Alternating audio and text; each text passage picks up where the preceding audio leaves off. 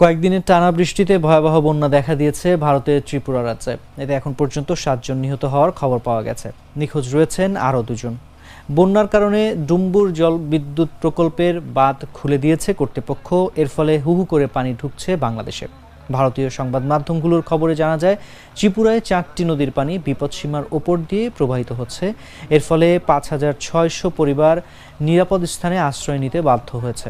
ত্রিপুরার ভেতর দিয়ে প্রবাহিত হয়ে হাওড়া নদী বাংলাদেশের ব্রাহ্মণবাড়িয়া জেলায়, ধলাই নদী মৌলভীবাজারে, মুহুরী নদী ফেনী জেলায় এবং খোয়াই নদী সিলেটে প্রবেশ করেছে। ত্রিপুরার গোমতী জেলা ম্যাজিস্ট্রেট তার অফিসিয়াল সোশ্যাল মিডিয়া অ্যাকাউন্টে জানিয়েছেন, গোমতী নদীর পানি আরও বাড়তে পারে। এ কারণে ডুম্বুর জলবিদ্যুৎ প্রকল্পের বাঁধ থেকে পানি ছাড়তে হবে।